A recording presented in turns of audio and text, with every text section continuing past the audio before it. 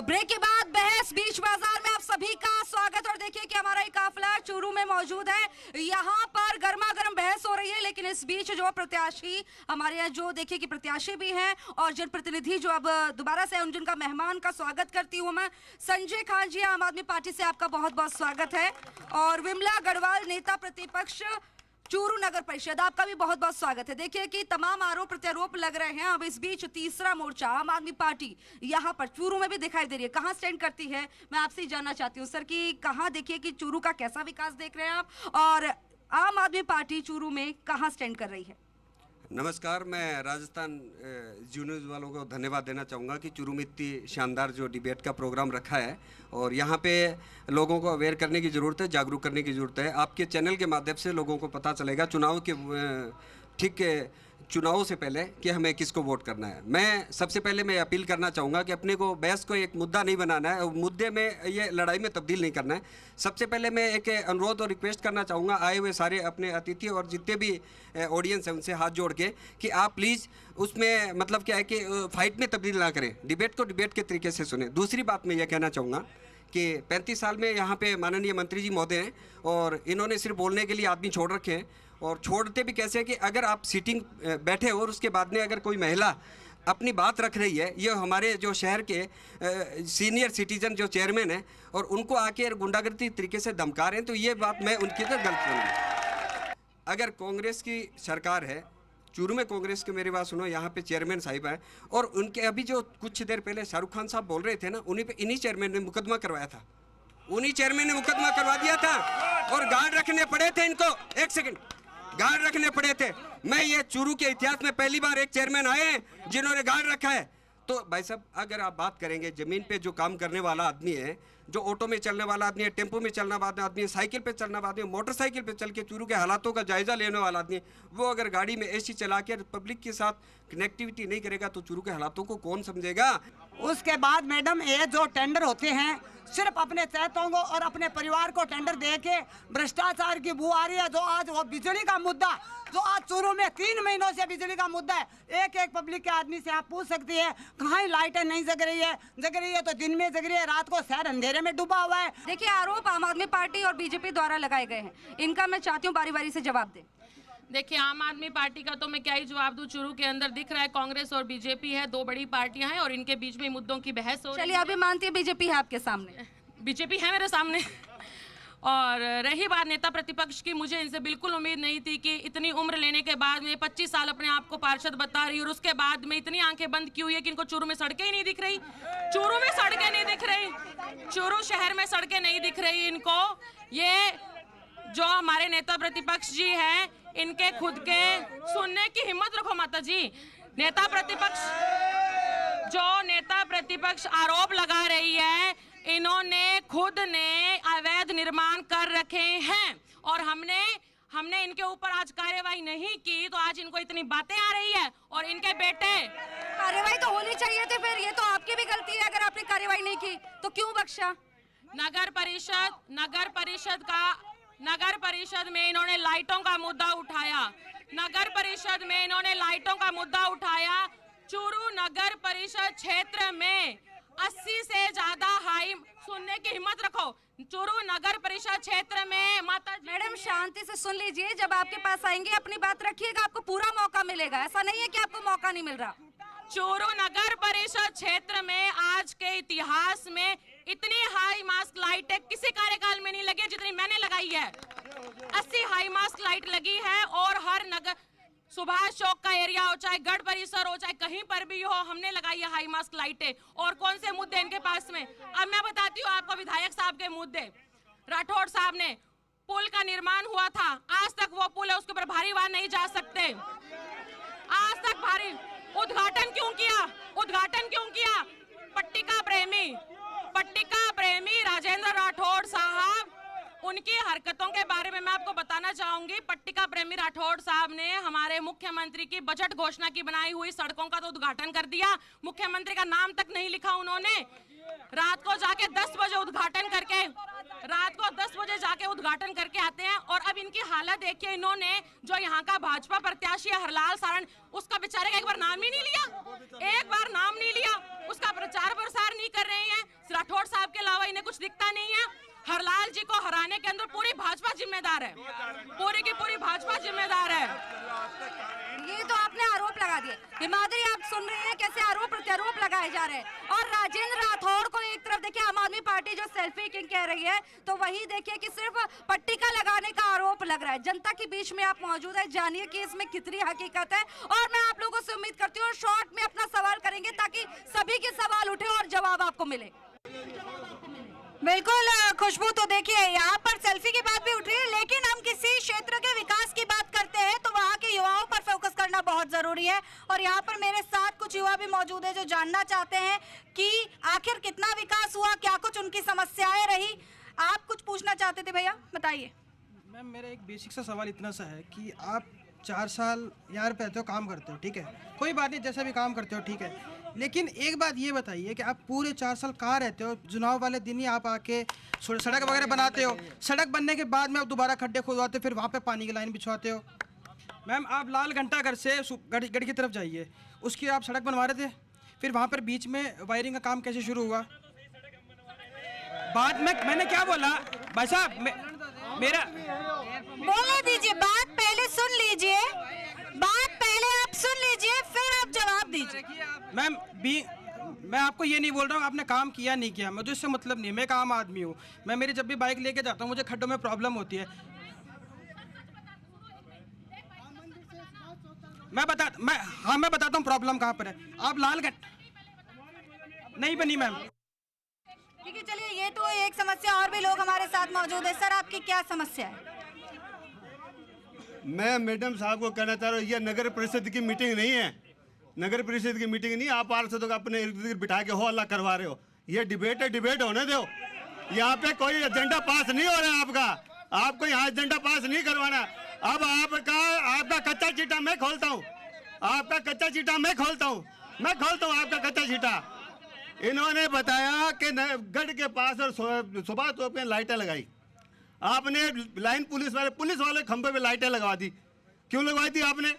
आपने क्यों लगवा दी? वहाँ पे कैमरा लगने थे, आपने लाइट लगवा दी। दूसरी बात आज तक इतने आदमी खड़े, कितने कुत्तों का आपने नसबंदी करवा दी। 35 लाख का आपने ठेका छोड़ा। ये रहा कागज, पैसा खा गए क्या हुआ फिर? अरे एक बात बताइए, आप पूरे ड्रेनेज का आपने ठेका छोड़ा, 1 वार्ड से लेके 30 वार्ड तक का, 1 वार्ड से लेके 30 वार्ड तक का आपने ड्रेनेज का सफाई का ड्रेनेज का ठेका छोड़ा है। 1 से 30 तक कोई ड्रेनेज बनी हुई है क्या? ड्रेनेज पूरे वार्डों में है क्या? पूरे वार्ड में नहीं है। आप 5 या 6 वार्ड के अंदर ड्रेनेज है, 5 या 6 वार्ड में 1 से 30 नंबर। देखिए मैडम, 1 से 30 है कि नहीं? 1 से 30 है ये। 5 या 6 वार्ड में ड्रेनेज है, बाकी का पैसा खा गए आप बताइए, इसका जवाब दो। देखिए सभापति मैडम, आरोप तो आप पर भी लग रहे हैं, इधर भी मेरे साथ कुछ मौजूद है, जवाब जानना चाहते हैं। मैं मोहम्मद रमजान।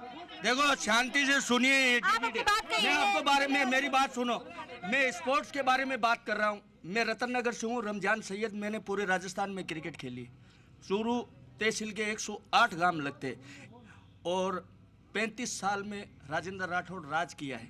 इंटरनेशनल मैदान, मेरी बात तो सुनो बाबूराज जी, बात सुनो आप। अगर 35 साल मंडेलिया जी राज करे ना, जे 108 गांव के मायने 10 इंटरनेशनल ग्राउंड बना दे, 10 इंटरनेशनल। और सुनो मेरी बात है, 108 गांव के अंदर एक भी घास का ग्राउंड नहीं है, और है उस पर ताले लग रहे हैं। आप एक महिला है, वो भी कुछ कहना चाहती है, उनकी बात भी सुनो।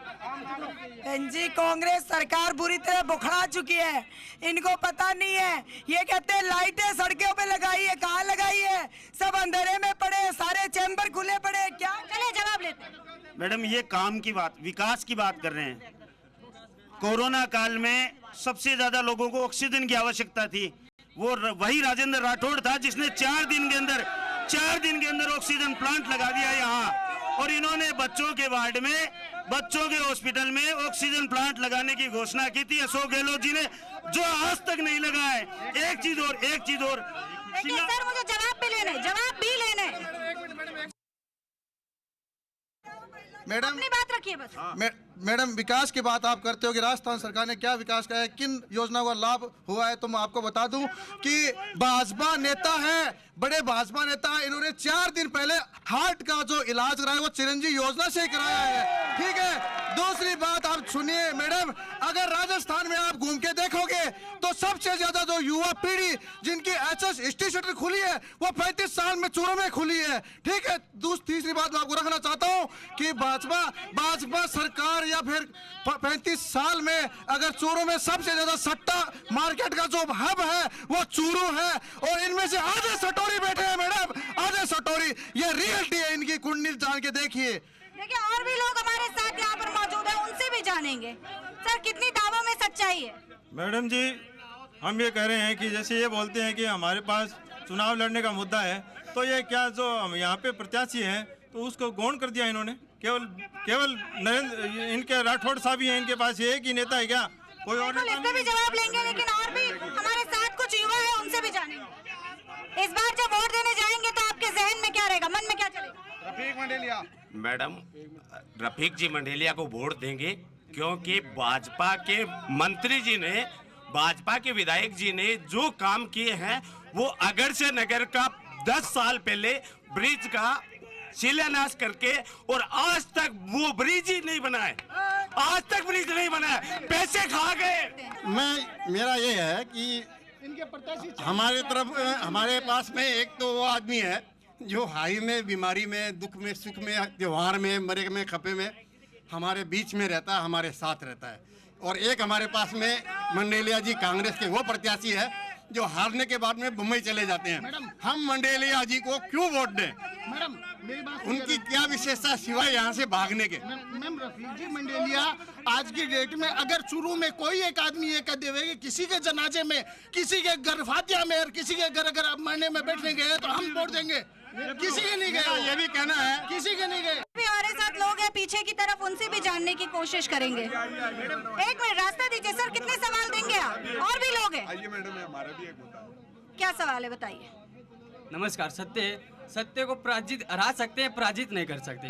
हमारे चूरू जिले की बताऊँ, मैं ग्रामीण से बिलोंग करता हूँ। चूरू के अंदर भाजपा राजेंद्र सिंह राठौड़ ने नहर बहाई है, हमारे पायल जी सैनी ने उसका पुल का बनाने का निर्माण किया है। मंत्री जी ने हमारे हर चूरू के अंदर नहर ही नहर लाई है, जो एक बुढ़ानिया जी है जो नहर लाए, और मंत्री नहर में पानी भी आया, पानी गलियों गंदे पानी का नहर है वही ला सकते हैं, और वो किसानों के लिए नहीं लाएंगे। जनता, गांव की जनता चुनाव जिताती है, गांव की जनता। आप एक बार कैमरा घुमा के देख लीजिए कि किधर क्या जनता, क्या स्पोर्ट है। और चलिए देखिए और भी पीछे की तरफ हमारे साथ लोग हैं, उनसे भी जानेंगे कि आखिर इस बार जब वोट देने जाएंगे तो उनके जहन में क्या कुछ मुद्दे रहेंगे। सर इस बार वोट देने जब पहुंचेंगे तो मन में क्या रहेगा चूरू के विकास को लेकर जब वोट देंगे? मैडम मेरे 2 नंबर वार्ड के अंदर एक भी सड़क नहीं बनी है। पट्टा के मामले में लोग बात कर रहे हैं, 500 रुपया फाइल का पूरा आदमी को लेके 90,000 रुपया ले रहे हैं मैडम ये लोग। वाकई में एक सवाल है कि एक तरफ आप विकास के कामों की बात करते हैं, दूसरी तरफ कहते हैं कि हमारे पास त्योहार मनाने के लिए बजट नहीं है। खुशबू आपके साथ जनप्रतिनिधि मौजूद है, उनसे एक बार पूछिए कि आखिर ऐसी असमंजस की स्थिति क्यों है। तमाम ये सवालों के जवाब लिए जाएंगे, लेकिन देखिए इधर एक सवाल ये बहुत इंपॉर्टेंट है। जिस तरह से कांग्रेस ने महंगाई राहत कैंप की बात करी है, महंगाई राहत कैंप के जरिए जो तमाम लोगों को राहत की बात कांग्रेस द्वारा कही जा रही है और करोड़ों लोगों ने रजिस्ट्रेशन कराया है, तो वहीं एक बात ये भी सामने आती है कि साथ गारंटी दी है, ये कितनी बड़ी चुनौती है। वहीं Chiranjeevi Yojana, right to health, right to education, ये तमाम मुद्दे जो हैं जब वोट देने जाएंगे तो जहन में उठेंगे। मैं आपसे जानना चाहती हूँ कि ये कितनी बड़ी चुनौती है, तमाम मुद्दे आपके सामने। बिल्कुल, ये मैडम लोगों के लिए अहम मुद्दे हैं और इन मुद्दों पे आम आदमी पार्टी ने काफ़ी हद तक काम भी किए हैं, क्योंकि काम किए। दिल्ली का डेवलपमेंट आपको देखने को मिलेगा, और आज ये बीजेपी मुद्दे तो ये कांग्रेस के हैं, आपने कैसे काम किया इस पे? अभी बता रहा हूँ। मुद्दे कांग्रेस की, आपकी ठीक बात है, लेकिन अब आप देखिए कि कांग्रेस की कंटिन्यू सरकार होने के बाद में कांग्रेस के वोटर आज कांग्रेस से परेशान होकर आम आदमी में कन्वर्ट हो गए, और इनको थोड़ा इंतजार करें, हमारा घर खुला है, जब भी इनका मन करे बीजेपी वालों का हमारा दामन थाम सकते हैं, हम इनके लिए तैयार हैं। चलिए छोड़िए सारे मुद्दे, बताइए आपके मुद्दे क्या है, मुद्दे बताइए। हमारे मुद्दे केजरीवाल साहब ने 6 गारंटियां राजस्थान में दे रखी है और दिल्ली में और पंजाब ने जो दी ना, इसीलिए आज तक दिल्ली में टिके हुए। अगर उन्होंने शिक्षा की बात की, शिक्षा फ्री करी, उन्होंने अगर लाइट की बात की, लाइट फ्री करी, उन्होंने अगर महिलाओं के लिए अगर बात की तो महिलाओं की अगर बात उन्होंने पूरी की, उन्होंने अग्निवीर वालों को अगर बीजेपी गवर्नमेंट कुछ भी नहीं दे रही और हमारे जो आपने सम्मान राशि में शहीदों के लिए 1 करोड़ रुपए दे रहे हैं, तो हमारी जो आम आदमी पार्टी जो दिल्ली और पंजाब में शहीदों के लिए सम्मान राशि में 1 करोड़ रुपए दे रही है, हमारी जो पार्टी कहती है वो करती है। इसीलिए दिल्ली पंजाब में हमारी इतनी छोटी पार्टी होने के बावजूद भी उन्होंने सरकार बनाई है। मैं आपसे जानना चाहती हूँ कि देखिए कि अगर बात करें कि जो तमाम मैंने मुद्दे उठाए, कांग्रेस के जो मुद्दे हैं, महंगाई राहत camp, right to education, right to health और जो 7 गारंटी हैं, ये आप लोगों के सामने, बीजेपी के सामने कितनी बड़ी चुनौती है? ये सब मुद्दे हमारे सामने, पार्टी के सामने कोई चुनौती नहीं है, क्योंकि पूरा राजस्थान ये बात जानता है कि 5 साल के अंदर राजस्थान में जो सरकार चली वो सरकार नहीं चली, वो किस्सा कुर्सी का होके पूरी सरकार चली। जिस सरकार का मुख्यमंत्री अपने उप मुख्यमंत्री को नकारा हुआ निकम्मा कहे, वो सरकार कैसे चले, वो सरकार क्या गारंटी देगी, क्या योजनाएं देगी। जहां तक चिरंजीवी योजना का सवाल है, चिरंजीवी योजना है वो भारत सरकार की योजना का इन्होंने पहले नाम बदला है और उस योजना को उन्होंने इस तरह कन्वर्ट कर दिया कि अगर आप यहाँ से पेशेंट लेकर जयपुर जाओगे तो वहाँ जाते ही हॉस्पिटल वाले मना कर देंगे आपको। आज की तारीख में 32,000 करोड़ रुपए हॉस्पिटलों का पेंडिंग है। कोई भी हॉस्पिटल उस योजना में पेशेंटों को शामिल नहीं कर रहा है। जो इन्होंने 7 गारंटी बताई है, वो बताया सी गारंटी क्या है, लोगों की समझ में नहीं है ये गारंटी है क्या गारंटी देना चाह रहे हैं ये। मैडम, मैं आपसे जवाब लेना चाहती हूँ। देखिए कि मुख्यमंत्री बात करते हैं विजन 2030 की, ठीक है, उसके लिए उन्होंने लोगों से राय भी मांगी। बीजेपी बात करती है, केंद्र सरकार बात करती है 2047 की। तो क्या जो ये किस तरह की रेस चल रही है और इसका जो है कितना मसला उठने वाला है, ये जो चुनाव होंगे जब 25 तारीख को वोट डाली जाएगी? मिशन 2030 और मिशन 2047 की जो बात है, सबसे पहले मुख्यमंत्री जी अशोक जी गहलोत के बारे में बताना चाहूंगी, जिन्होंने मिशन 2030 को लेकर एक बहुत बड़ा सपना देखा है और सभी युवाओं से उन्होंने राय मांगी है, सभी युवाओं से, महिलाओं से उन्होंने संवाद किया है। मुख्यमंत्री जी का जो ध्येय रहता है हमेशा वो उसके ऊपर खरे उतरते हैं, चाहे जितनी भी योजनाएं हो, चाहे महिलाओं को मोबाइल देना हो, चाहे निशुल्क दवाई योजना, निशुल्क जांच योजना हो, चाहे चिरंजीवी स्वास्थ्य बीमा योजना हो, और ऐसी ही हजारों योजनाएं जो है वो आगे आके जो है वो चलने वाली। और खासकर जो युवा है हमारे, उन युवाओं को प्रोत्साहित करने के लिए उन्होंने मिशन 2030 रखा है। महिलाओं की राजनीति में भागीदारी हो, महिलाएं और युवा को उन्होंने ध्येय बना के आ रखा है। रही बात मोदी जी की, तो उन्होंने बहुत बड़ा 2047 का सपना दिखाया है, क्योंकि मोदी जी को अब अपने ब्रांड, जो उनका नाम था जिसपे पहले लोग वोट डालते थे मोदी के नाम पर, अब लोगों ने वो वोट डालना बंद कर दिया है। लोग मोदी की अब धर्म की बातों में नहीं आते हैं, इसलिए उन्होंने बहुत बड़ा लंबा एक जो समय रखा है 2047 का, ताकि इस बीच के दौरान जो एक लंबा समय है, इस समय के अंदर मोदी सरकार तो रिपीट होने वाली है नहीं, इसलिए उन्होंने एक लंबा जो है टारगेट रख दिया है। मैं सिर्फ यही कहना चाहूंगी इस मंच के माध्यम से कि राजस्थान में कांग्रेस का जो चुनाव है वो मुख्यमंत्री अशोक गहलोत के नाम पर, उनकी योजनाओं के नाम पर लड़ा जाएगा। ये जितने भी लोग यहाँ पर बैठे हैं, सबके घरों में मुख्यमंत्री की योजना का लाभ मिल रहा है, सबके घरों में। नगर परिषद में कैंप लगे थे, नगर परिषद में विधानसभा चुनाव है, विधानसभा की बात कर लेते, मोबाइल कैंप लगे थे। सुनो मोबाइल मिले थे। ये जो पार्षद बैठे हैं, ये अपने अपने वार्ड के लोगों को मोबाइल दिलाने मेरे नगर परिषद में थे, फोटो है हमारे पास में, जिनको पट्टे मिले हैं जो विधानसभा क्षेत्र के अंदर, इन चूरू नगर परिषद में हरलाल जी को पट्टा मैंने दिया, राठौड़ साहब को पट्टा मैंने दिया है, बीजेपी के सब लोगों को पट्टे पायल सैनी के हस्ताक्षर से दिए हुए हैं।